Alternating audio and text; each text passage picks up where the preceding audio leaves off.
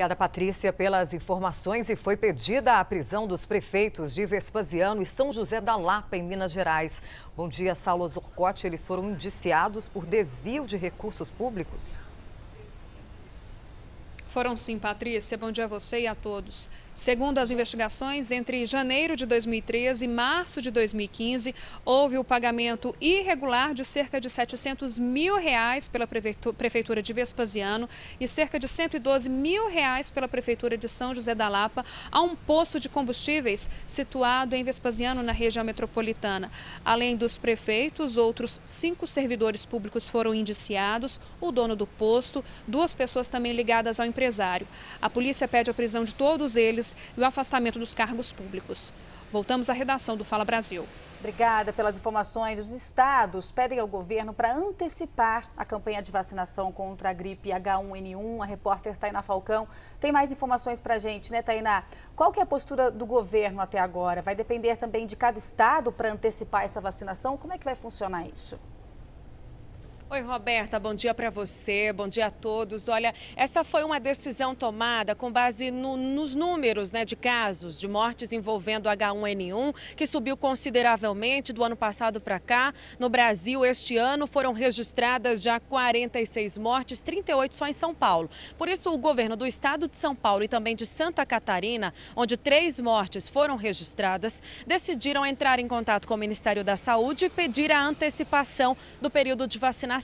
O Ministério da Saúde prometeu até o dia 15 de abril, já a partir desta sexta-feira, enviar 48% das doses contra a gripe H1N1. Voltamos à redação do Fala Brasil. Obrigada, Tainá, pelas informações. E a recomendação dos médicos é clara. Para evitar alergias e intoxicações, os pais não devem passar repelentes em bebês de até 6 meses. E a maioria dos produtos só pode ser usada em crianças com mais de 2 anos. Fora do país, há repelentes que podem ser aplicados a partir dos 2 meses de idade, por exemplo. E diante do surto de Zika vírus, infectologistas brasileiros querem que a idade mínima para o uso desse tipo de proteção seja reduzida por aqui também. A Anvisa aconselha que os repelentes sejam usados em crianças acima dos 2 anos de idade. Antes disso, são poucas as opções, apenas produtos à base de uma substância chamada IR3535. Nós sabemos que as crianças também são vulneráveis e em risco de estarem expostas ao mosquito Aedes aegypti, que é o transmissor de várias doenças, dengue, chikungunya e zika.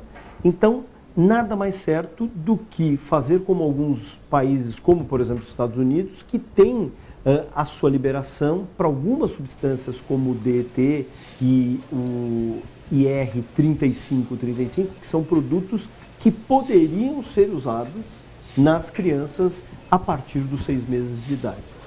E é essa mudança que a Sociedade Brasileira de Infectologistas tem buscado. Os médicos enviaram um pedido para a Agência Nacional de Vigilância Sanitária, pedindo que a idade mínima permitida para o uso de repelentes seja revista e que também se faça testes para saber qual a quantidade pode ser aplicada nos bebês menores de 6 meses, sem que eles corram o risco de alergias ou intoxicações. Mas enquanto essa polêmica não chega ao fim, dá para tomar algumas medidas fáceis e seguras. Por exemplo, vestir o bebê com roupas de manga comprida para proteger os bracinhos e as perninhas. Colocar também um mosqueteiro e, sempre que possível, manter as janelas fechadas. Uma dica interessante que deve ser feito para as mães dentro das próprias casas é a utilização de inseticidas nos quartos por 20 minutos sem que haja a presença do bebê. Logo a seguir, abre-se portas e janelas, as pessoas podem então entrar e a partir de então a utilização dos repelentes de tomada. Lembrando que esses repelentes de tomada devem estar no mínimo 2 metros de distância dos bebês. Em tempos de surto do Zika vírus, prefira fazer o passeio com a criança no meio do dia. Apesar do sol mais forte, esse é o período que o Aedes aegypti menos ataca. A Karina montou um esquema de guerra para proteger o Arthur de 5 meses. Olha o estoque que ela tem de repelente. A partir do momento que nós começamos a viajar com ele para a praia, que foi com 1 mês e 15 dias, 1 mês e 20 dias, eu já passei e desde então nunca mais parei. Até o próprio pediatra deles me recriminou na época. Mesmo com a pouca idade, ela preferiu arriscar e toma alguns cuidados. Não passa o produto nas mãos, nem no rosto do Arthur. É um instinto de proteção tão forte que é até inexplicável, que a gente procura fazer tudo para que eles fiquem bem, né? Nem que isso tenha que arriscar, a vida é feita de riscos, né? Fazer o quê?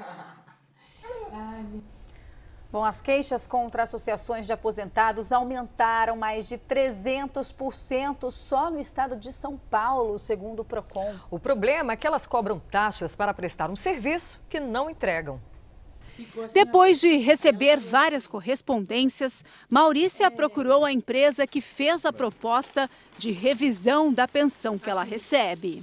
Eu já sabia que tinha caído no golpe, porque desde o momento que eu cheguei lá. Assim que a Maurícia chegou na empresa, a atendente logo pediu o cartão de crédito dela e passou o valor de R$ 894 em 10 vezes referente à mensalidade da associação. A senhora achou isso estranho? Achei. Por quê? Como é que foi?